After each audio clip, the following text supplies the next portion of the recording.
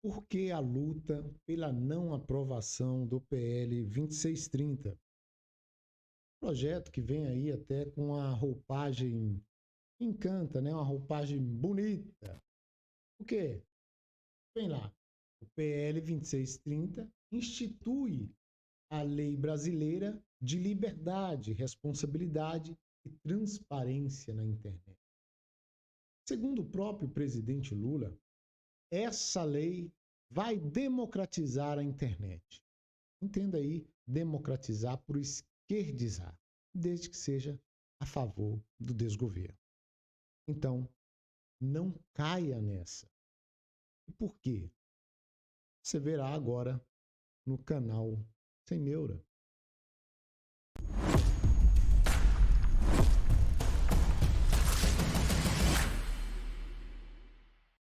Pois é, nós já temos leis que garantem aí o nosso direito à liberdade, previsto aí na nossa Carta Magna, e a responsabilidade também, previsto no Código Penal. Tanto é que o que você fala ou escreve na internet pode ser questionado na justiça. E isso gera responsabilidade penal e civil. Esse projeto, se aprovado, vai violar a liberdade de expressão, o nosso direito fundamental, que está previsto lá na Constituição, no seu artigo 5º,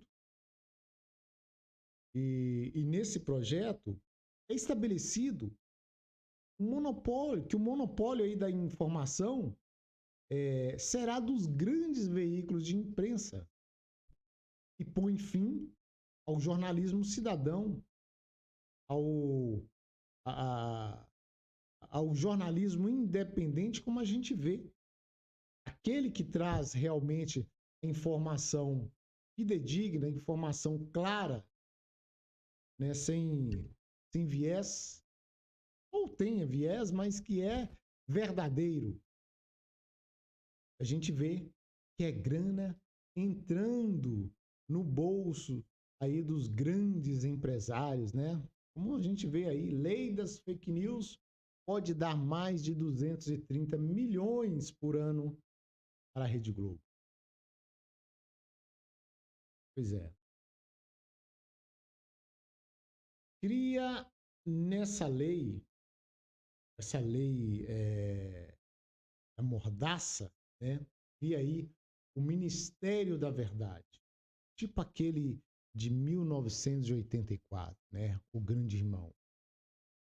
Um conselho formado por uma única corrente política para fiscalizar a internet e definir aí o que é desinformação, permitindo, evidentemente, a perseguição política.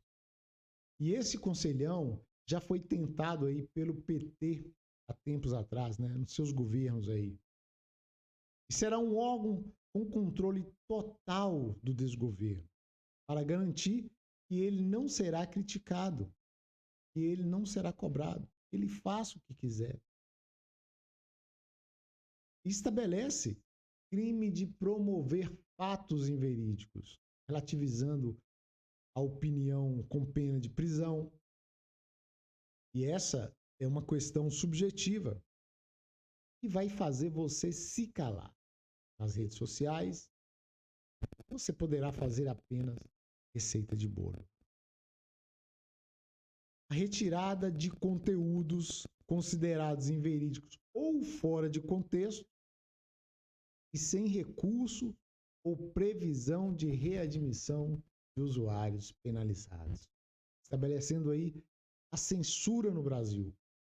E vai ser o cancelamento permanente e vai decretar, evidentemente, a morte digital das pessoas que não se enquadrarem nesse regime. Como eu disse, haverá apenas um espectro político tolerado na nossa internet. Todos os outros serão encarados como discurso de ódio, de possível prisão. Serão realmente banidos. Isso a gente vê que é muito sério. pois a instalação de uma ditadura de opinião em nosso país poderá acontecer da noite para o dia em todo o território nacional.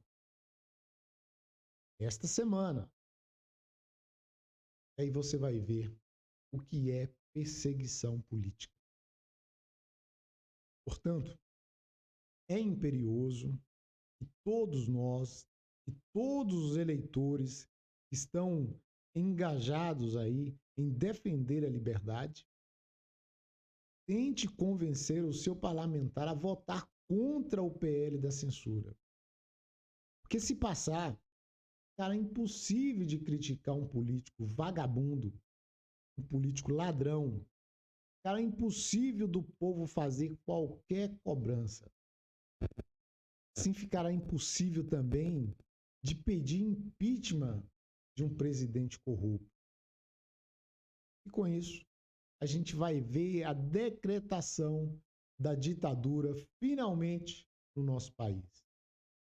E agora legalmente, porque haverá uma lei garantindo os absurdos que já vem acontecendo há alguns anos atrás.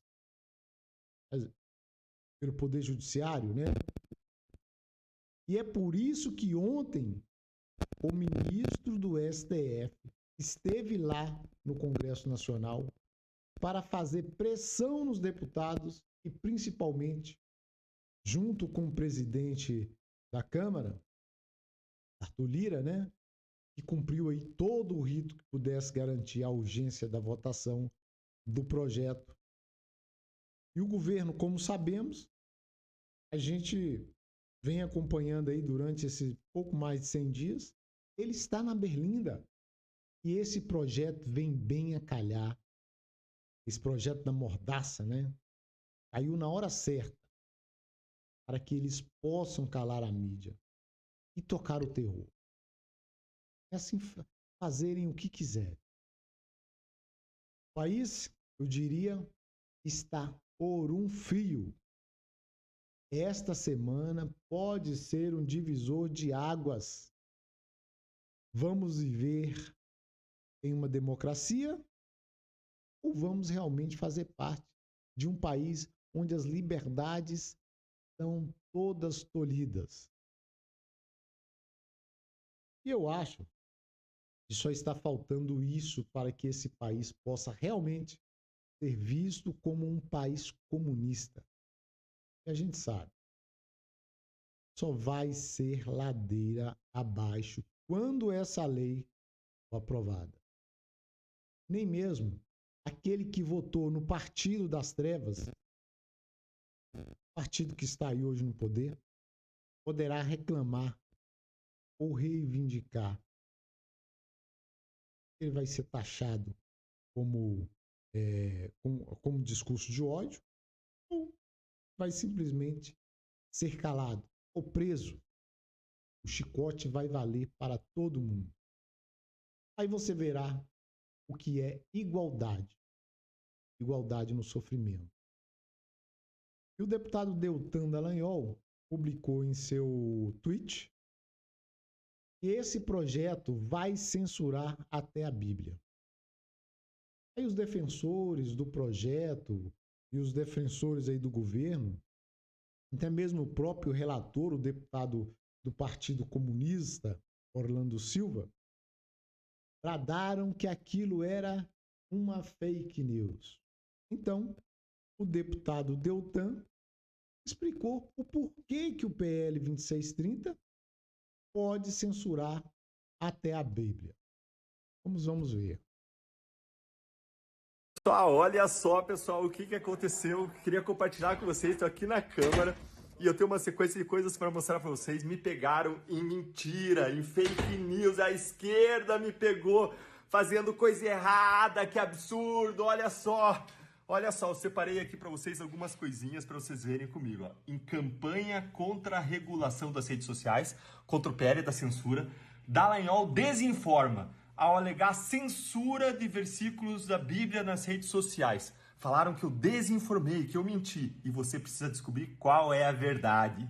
Além disso, o próprio relator do projeto, que vergonha, postou nas redes sociais dizendo alerta de fake news, comentando o meu post dizendo por esse tipo de indignidade que as redes sociais estão cheias de discurso de ódio e desinformação e chamando de fake news o que eu falei. O que mostra, mais uma vez, vai provar para vocês que a gente tem que tomar muito cuidado com esse projeto que vem dele, de regulação de mídias sociais, porque sob o manto de combater fake news, eles querem muitas vezes combater a verdade que lhes é desagradável.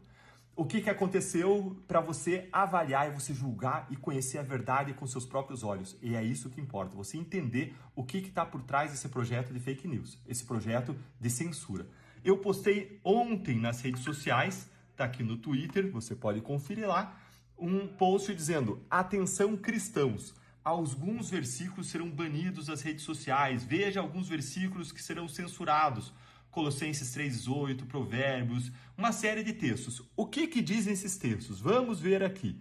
Efésios fala: mulheres, sujeitem-se aos seus maridos como ao Senhor, pois o marido é a cabeça da mulher, como Cristo é o cabeça da igreja, que é o seu corpo, do qual ele é o Salvador. Assim como a igreja está sujeita a Cristo, também as mulheres estejam em tudo sujeitas aos seus maridos. Como vou mostrar, isso pode enquadrar em discriminação em razão de sexo, lá no projeto que vai mandar as redes sociais moderarem e controlarem esse tipo de conteúdo. Vamos para Romanos 1, 26, 27. Diz o seguinte: da mesma forma, os homens também abandonaram as relações naturais com as mulheres e se inflamaram de paixão uns pelos outros. Começaram a cometer atos indecentes, homens com os homens, e receberam em si mesmos o castigo merecido por sua perversão. Romanos 1, 26, 27. Muita gente vai enquadrar isso aqui como homofobia, que está lá previsto no projeto, e a lei, mais uma vez, vai mandar as redes sociais moderarem, controlarem, diminuírem o alcance, ou mesmo retirarem esse tipo de conteúdo. Próximo texto bíblico, 1 Coríntios 11, 3. Quero, porém, que entendam que o cabeça de todo homem é Cristo, o cabeça da mulher é o homem e o cabeça de Cristo é Deus. O cabeça da mulher é o homem. Isso aqui pode ser encarado com uma discriminação em razão de sexo. E vamos lá para Mateus 10, 34 e 39. Aqui é Jesus falando: não cuideis que vim trazer a paz à terra. Não vim trazer a paz, mas vim trazer a espada. Vim trazer a espada e não a paz. Isso pode ser encarado como um discurso de violência e pode ser moderado também, controlado para baixo. E de onde que você tira essas informações, Eutano? Tiro do projeto que estava disponível até hoje, do projeto da censura, esse projeto de fake news, que é relatado pelo relator Orlando Silva e está tramitando aqui no Congresso Nacional. Essa lei, ela começa de um jeito muito bonito. Ela fala o seguinte: e isso que usaram contra mim para dizer que eu estava divulgando desinformação. Eu vou mostrar por que está errado. Começa esse projeto dizendo: as vedações e condicionantes previstos nessa lei não implicarão restrição ao livre desenvolvimento da personalidade individual, à livre expressão e à manifestação artística e intelectual de conteúdo satírico, religioso, político, ficcional, literário ou qualquer outra forma de manifestação cultural. Gente, se não está restrito nada disso, nada estaria restrito. Por quê? Porque não tem manifestação que não se enquadre numa dessas categorias de manifestação que eu falei para vocês. Agora, ainda assim, esse projeto, mesmo fazendo essa ressalva, ele vai regular tudo aquilo que considera abuso. E aí que mora o perigo. O que esse projeto vai considerar abuso da manifestação para fins de regulação, de bloqueio, de cerceamento, de derrubada nas redes sociais. E me acompanha. No artigo 4º, esse projeto de lei prevê: esta lei tem como objetivos, e está lá no inciso 6º, o incentivo ao ambiente livre de assédio, de discursos de ódio e de discriminações em virtude de sexo, em virtude de religiosidade, cuidado, não pode criticar outra religião, e em virtude de orientação sexual. Ou seja, tudo aquilo que for lido como um discurso de preconceito em relação à mulher, o homem à cabeça da mulher, qualquer coisa dessa está lá na Bíblia, ainda que seja discurso religioso, vai ser considerado, tem o potencial de ser considerado abuso, para ser moderado, controlado, e eu vou explicar para vocês por quê. Segue ainda o projeto, me acompanha, porque tem mais, e eu quero que você possa julgar com os seus próprios, com a tua própria mente, com o teu próprio raciocínio, o que é verdade nesse caso. No artigo 6º do projeto de lei estabelece uma série de responsabilidades para as redes sociais, inclusive de analisar e atenuar riscos sistêmicos e de estabelecer um dever de cuidado sobre o conteúdo crítico das redes sociais. E aí vem o artigo 7º e fala sobre esse risco sistêmico, e é importante você entender que quando esse projeto de lei estabelece esses riscos, ele fala que se a plataforma não mitigar os riscos, não exercer o seu dever do cuidado em relação a conteúdos críticos, ela vai sofrer pesadíssimas multas que podem chegar a 50 milhões de reais por infração. E aí, como eu disse, o artigo 7º, quando fala de riscos sistêmicos e que ela tem que tratar de riscos sistêmicos, fala que a avaliação vai incidir dos riscos sistêmicos, inclusive sobre danos à dimensão coletiva dos direitos fundamentais, nos casos dos direitos fundamentais previstos na legislação e na Constituição. Gente, os lista de direitos fundamentais é imensa. Muita coisa pode ferir direito fundamental. Por exemplo, um dos direitos fundamentais é a honra, é a dignidade. E aí você não pode mais criticar alguém porque isso vai ofender a honra, a dignidade de alguém, isso vai estar sujeito à censura, à restrição, demoderação. Está muito aberta, muito vaga as definições daquilo que gera um risco sistêmico nas redes sociais. E segue dizendo ainda que as plataformas devem dar atenção para riscos relacionados à violência de gênero. Será que dizer que o homem é a cabeça da mulher é uma violência de gênero? É um discurso que acontece nos púlpitos, está lá na Bíblia. E muita gente vai enquadrar isso. Ainda segue dizendo que deve-se tomar cuidado e gerenciar riscos em relação a temas cívicos, políticos, institucionais e eleitorais. Aí você abriu a janela para o mundo. Se você pedir um impeachment, você corre o risco de ser interpretado como pedindo um golpe e esse conteúdo sofrer moderação. Ainda o mesmo artigo 7º que fala de riscos sistêmicos, fala de discriminação em relação ou em razão de identidade de gênero e orientação sexual, o que traz o mesmo perigo que eu mencionei. E o artigo 2º fala o que as redes sociais têm que fazer em relação a esses riscos sistêmicos. E fala que elas devem adaptar os processos de moderação de conteúdos. Moderar o conteúdo é derrubar o conteúdo, controlar o alcance, reduzir o alcance do conteúdo, e ainda adaptar os sistemas algoritmos. E aqui entra um ponto muito importante. Você tem que entender que essa moderação de conteúdo não vai ser feita por um ser humano que vai lá, vai olhar se aquilo está dentro de um contexto de liberdade de expressão religiosa, de um debate religioso, não. Para eles evitarem as pesadas multas que podem ser impostas sobre eles pelo governo, por uma entidade de supervisão que é o governo, que pode ser aparelhada politicamente, para as redes sociais evitarem essas pesadas multas, eles vão criar algoritmos para baixar, derrubar conteúdos ou reduzir o alcance quando tem determinados termos, como mulher submissa a homem, como termos que possam ser interpretados dentro de um contexto que possa ser caracterizado como homofobia. Eu já vi pastores sendo processados por homofobia por usar textos bíblicos. Então, tudo isso pode suprimir uma liberdade de expressão religiosa e que a gente quer reconhecer num ambiente plural. Pessoas pensam diferente na sociedade, você tem que suprimir discurso que é efetivamente criminoso, não discurso que reflete a pluralidade da nossa sociedade, ainda mais um discurso da cultura judaico-cristã, que é uma das bases da civilização ocidental. E tá lá, gente, faz não uma década, tá lá faz milênio. Bom, e aí segue ainda, ali depois de dizer que esses provedores, as redes sociais, têm que desenvolver algoritmos e fazer a moderação, ainda o projeto de lei prevê que as redes sociais devem atuar preventivamente em face de conteúdos potencialmente ilegais. Gente, o que é potencialmente ilegal? O que vai poder ser derrubado debaixo de uma bandeira de potencialmente ilegal? E segue dizendo que dentre os conteúdos potencialmente ilegais, aqueles relacionados a crimes de discriminação ou preconceito de que trata o artigo 20 da lei tal, aqui é o crime de racismo, mas o Supremo Tribunal Federal equiparou a homofobia ao racismo, então estaria sujeito também a uma restrição aqui nas redes sociais, qualquer discurso que possa ser encarado como homofóbico, ainda que venha dentro de um contexto cristão, de explanação da própria Bíblia, daqueles textos que eu mencionei, e também discursos que possam ser interpretados como violência de gênero. Lembrem, potencialmente ilegal, que possam ser interpretados como violência de gênero. E segue o projeto fazendo essa regulação e essa restrição. Gente, tanto é verdade que isso aqui poderia prejudicar a liberdade de expressão e liberdade de expressão religiosa, na linha que eu coloquei nos posts, que podem...